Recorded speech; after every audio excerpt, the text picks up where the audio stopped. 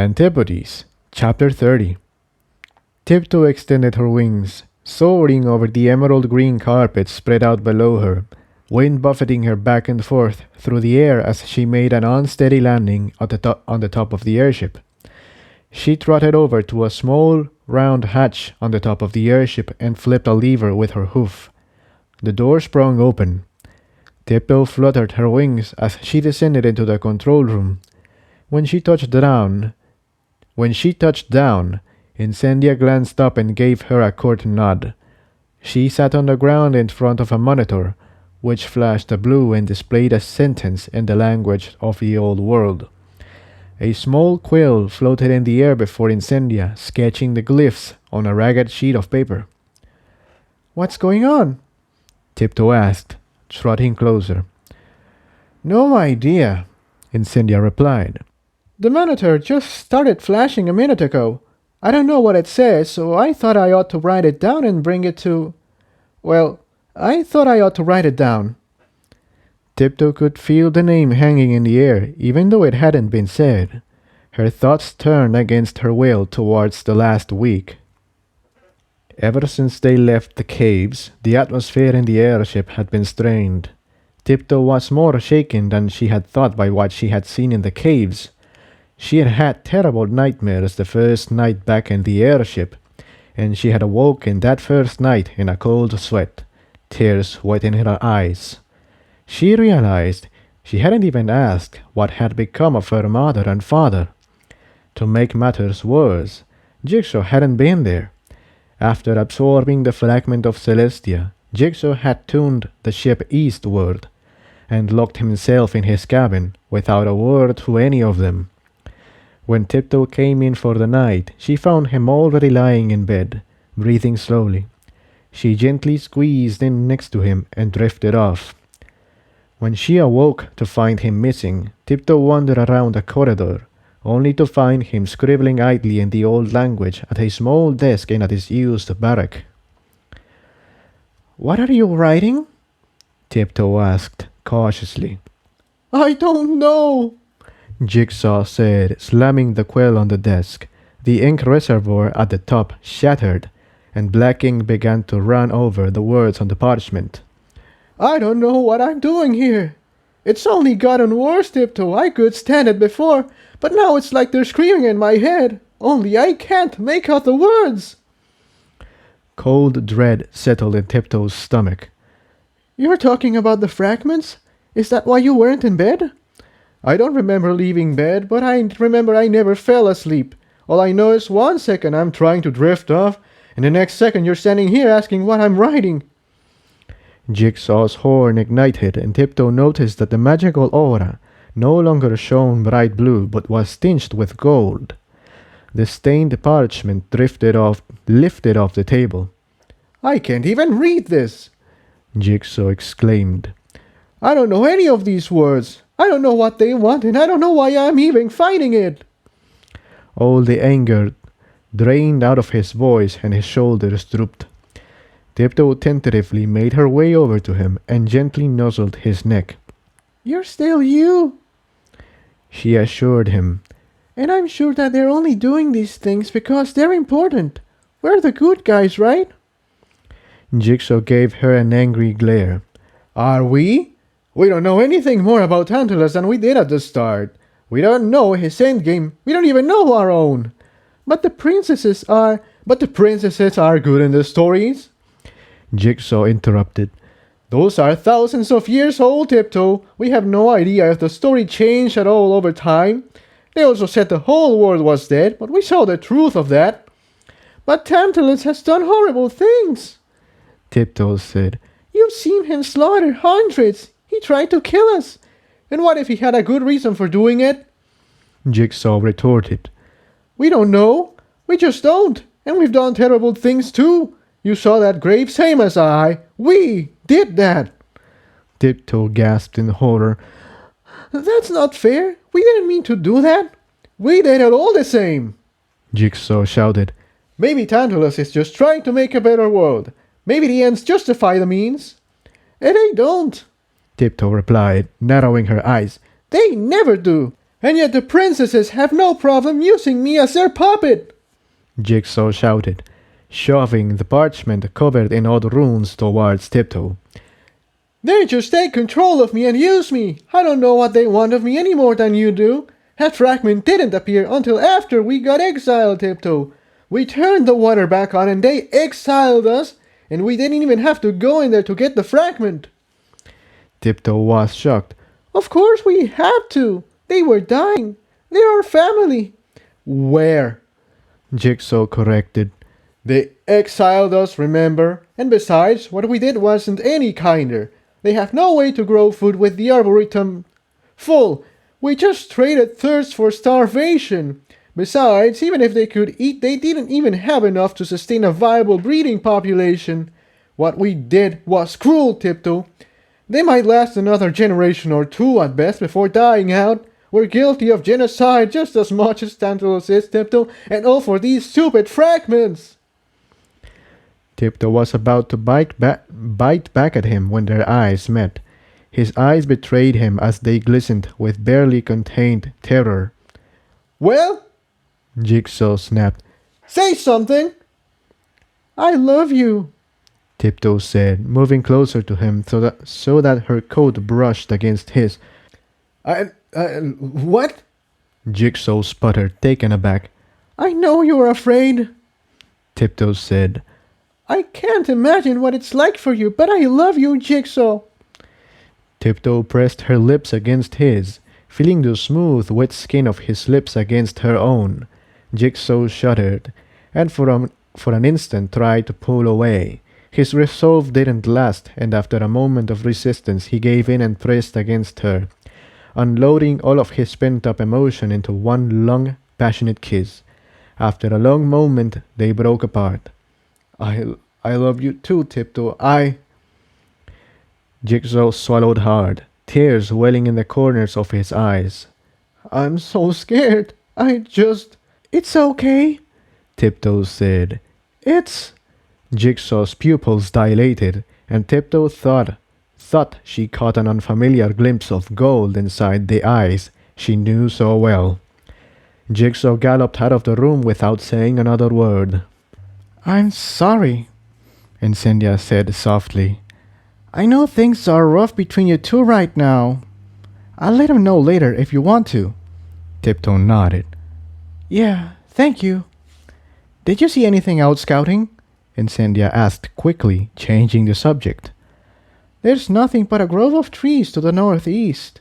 We really need to resupply if we can. Incendia nodded and trotted over to a dusty chair in the center of the room. Her horn glowed orange, and a small wheel in the navigator's compass rose out of the floor. She spun it with her mouth, and a loud hum came from deep within the airship. The world outside the window wall tilted and turned as the airship rotated until it faced a far-off patch of green that was the orchard. I think I'm going to take a nap, Tiptoe said. All that flying tired me out. All right, Incendia said. You know where to find me. Tiptoe shuffled her hooves awkwardly, but she thanked Incendia and headed out of the room. Incendia smiled as Tiptoe turned her back to her to leave, and then immediately felt a stab of shame. She knew she shouldn't be smiling. She knew she shouldn't feel happy that Tiptoe and Jigsaw were having issues in their relationship, especially since Jigsaw's life, or his sanity at the very least, was at stake. No, she could not feel this way. She had to be there for them. She had to help them get through this. Incendia gave her head a quick shake to clear it, and grabbed the paper she had been writing with. She double-checked the symbols against the screen and then trotted out of the control room.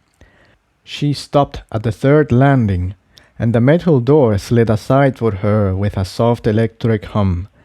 As it opened, Incendia found herself greeted by the clanging of pistons, the strange quavering hum of the ship's power lines, and a keening high-pitched sound she knew as the whine of a crystal under strain.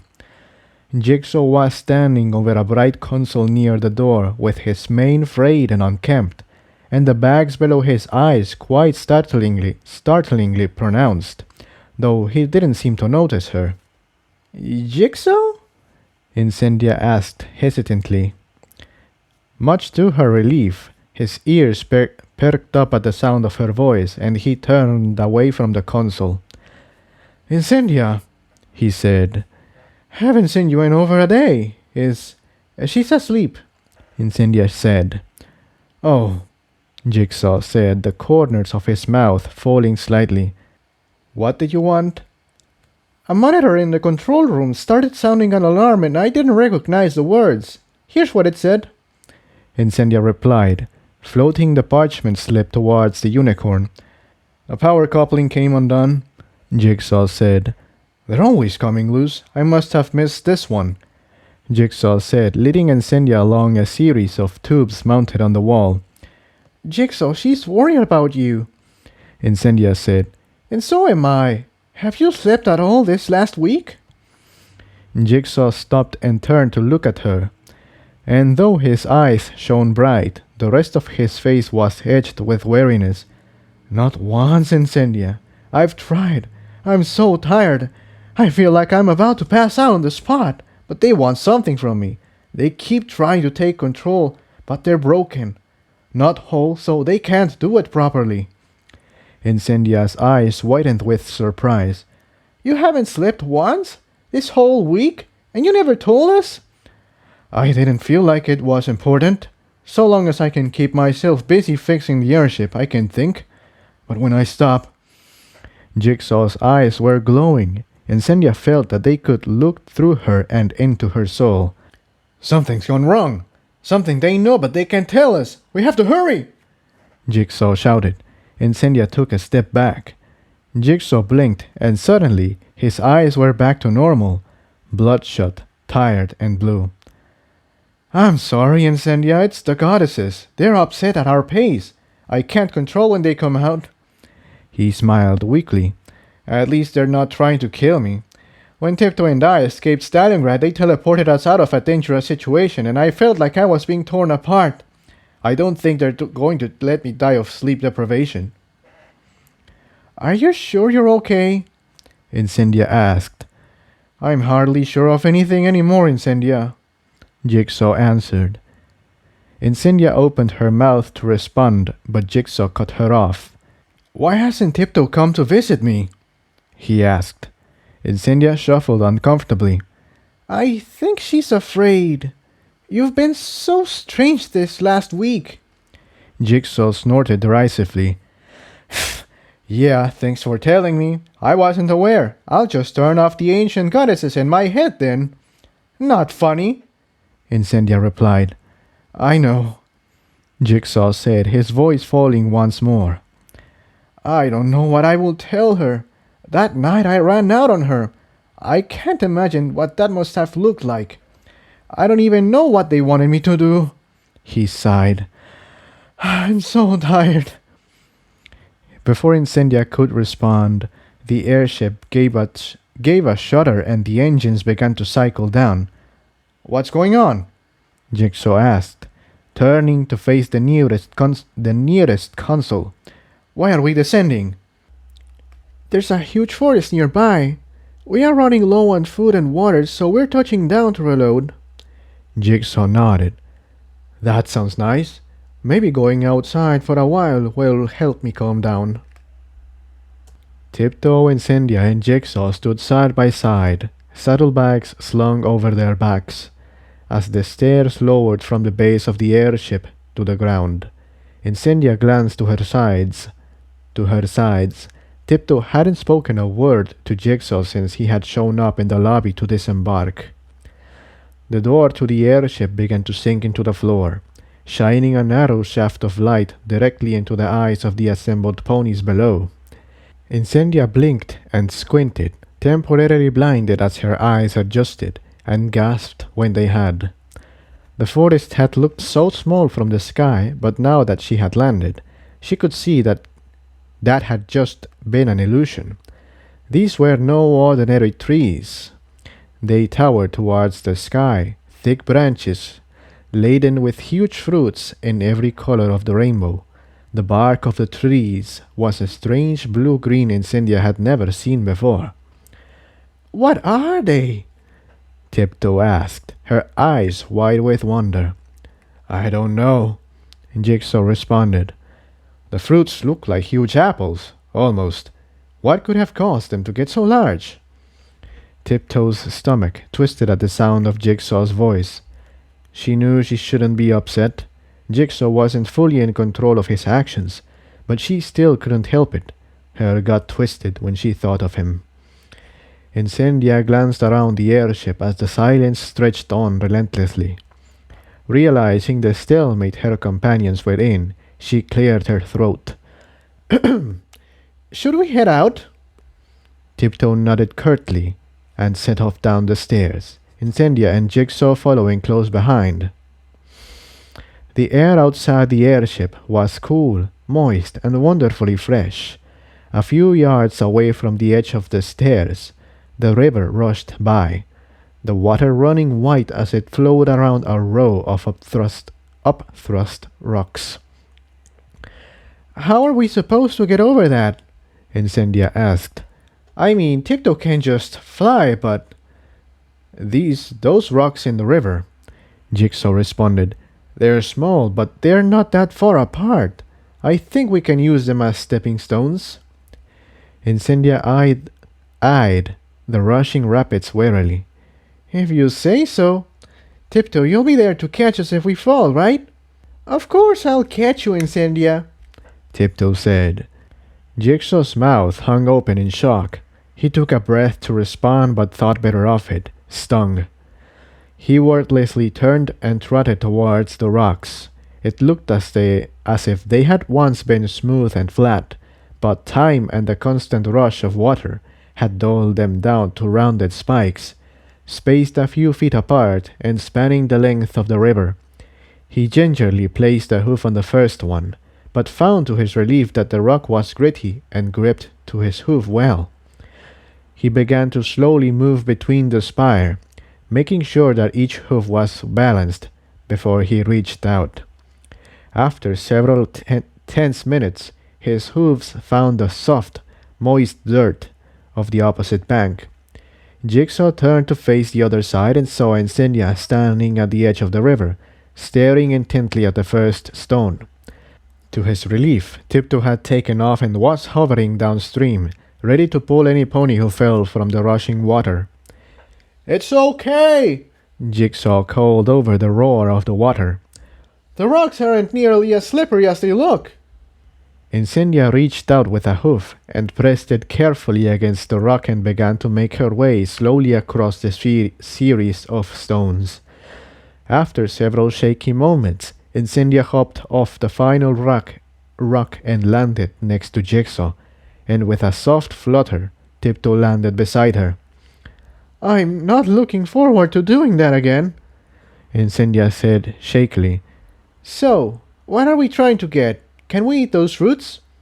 I don't know, but I think I can find out. Come on, Jigsaw prompted. Together, the trio trotted towards the towering trees. As they walked, the grass around their feet slowly gave way to thick shrubbery. Tiptoe's wing brushed against one of the thick, torn branches of a nearby bush and a feather yanked free, causing her to shout in surprise and pain.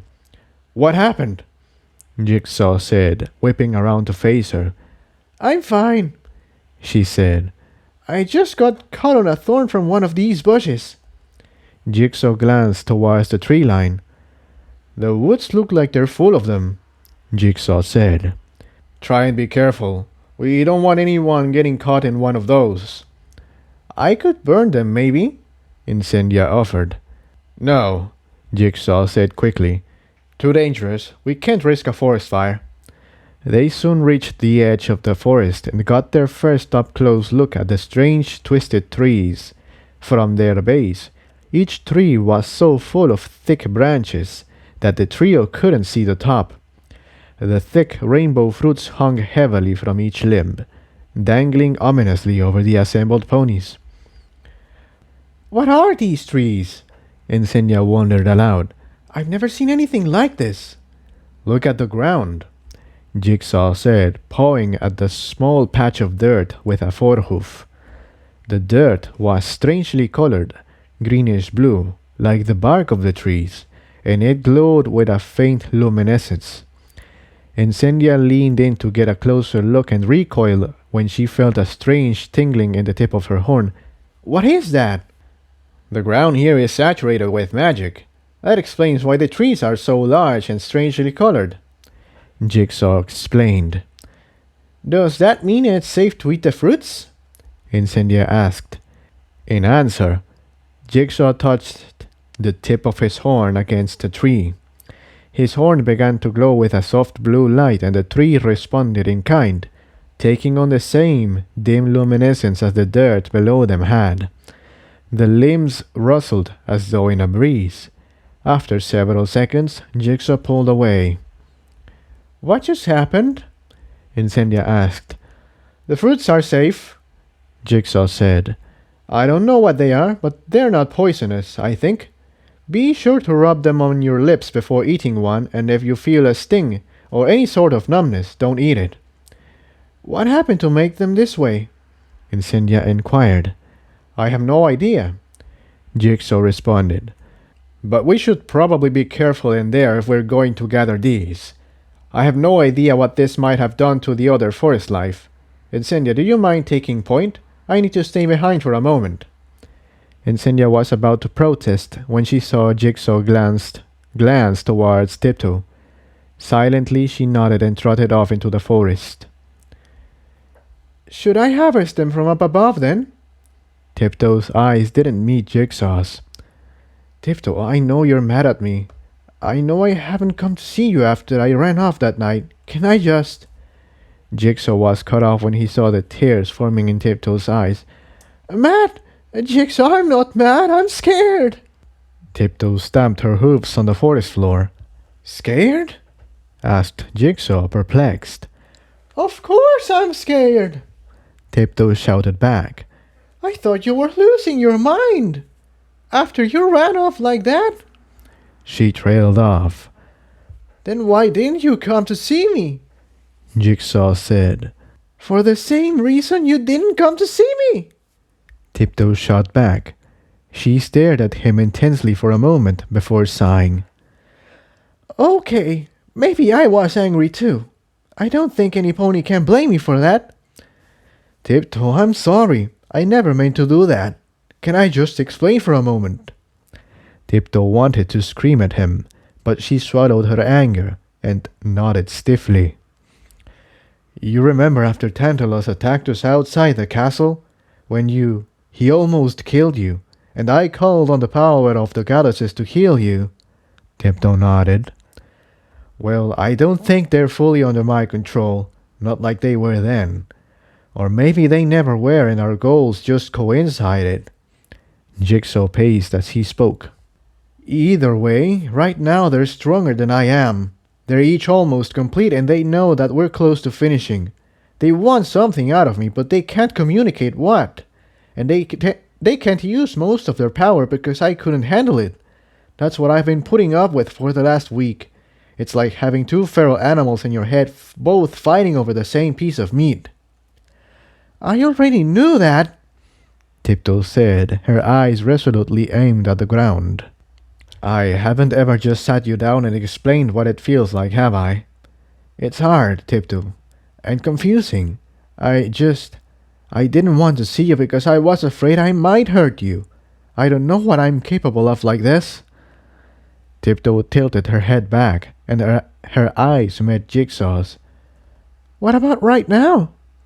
She said. Aren't you worried now? Jigsaw smiled, the saddest smile the Pegasus had ever seen.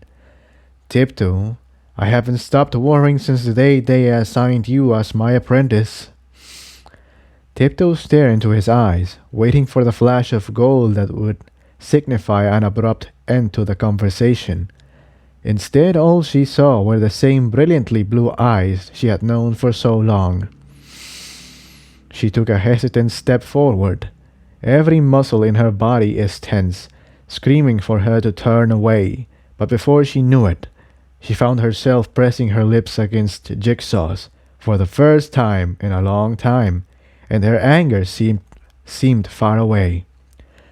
The seconds stretched on as their kiss intensified. Jigsaw pressed his mouth tighter against hers, relishing the feel of her lips against his. For the first time in a long time, he wasn't afraid. After what felt like ages, they finally broke apart, breathing heavily. "I love you," Tiptoe said breathlessly. "I love you too," Jigsaw said breathily, smiling. A sudden scream and an orange glint from somewhere deeper in the forest broke them out of the reverie. Incendia! Jigsaw and Tiptoe shouted together. As one, they galloped off into the grove of trees, heading towards the dimming orange light. Incendia leapt to the side, flames trailing behind her, as the strange creature lashed out at her again. Her glow intensified as she sent a shimmering strand of flame flying through the air at the strange green mouth. Incendia slowly made her way through the thick undergrowth, trying not to focus on what Jigsaw and Tiptoe were engaging in behind her, when a plant unlike any growing around it caught her eye. It appeared to be a gaping blue-green maw on a stem, with shining dark brown teeth. As she approached, the plant had lashed out at her with that strange mouth, slicing a deep gash in her flank and causing her to cry out in pain and surprise. The flame whip struck the top of the creature's head and sizzled there, burning a deep gouge into its flesh, but it didn't even seem to feel it. The thing lashed out at her again, and Incendia brought her flames roaring as high as she dared, and the creature recoiled. A rustling sound behind her caused her to whip her head around. From out of a thick bramble, Tiptoe and Jigsaw came racing. Jigsaw's horn was lit. What's going on? Jigsaw shouted. That plant is attacking me! Incendia shouted back. I can't get away from it! Jigsaw glanced at the top of the plant and saw the deep gouges Incendia's flames had left in it. I have an idea! Jigsaw yelled. Tiptoe, can you fly above it and create a distraction? Yeah! Tiptoe shouted back. She flapped her wings and took to the air, soaring in tight circles around the plant. It thrashed this way and that, striking at her, teeth bared like a snake. Okay, Incendia, wrap flames around the base of the plant and apply as much heat as you can, Jigsaw said, eyes trained on Tiptoe. Incendia wrapped another flaming rope around the base of the plant. She closed her eyes and concentrated on the fire. She could feel the flames licking up the side of her body, extending out through her horn into the fiery whip, and reached into her magic reserves. The flames grew hotter, the orange giving way to white and then to blue only moments later. The plant's mouth stopped biting and shuddered as it turned to Incendia. It gave one last feeble attempt at a lunge before the flames cut through the stem, causing the carnivorous plant to collapse at her hooves. Incendia gasped for air, and the flames covering her began to fade until her coat returned to a solid black. Tiptoe touched down gently, the flutter of her wings displacing a coating of dead leaves and moss that coated the forest floor. What in Celestia's name was that? She said. I have no idea, Jigsaw said. But I think we had better get out of here. Even the plants are trying to kill us. Good idea, Incendia said. But, does any pony know which way we came?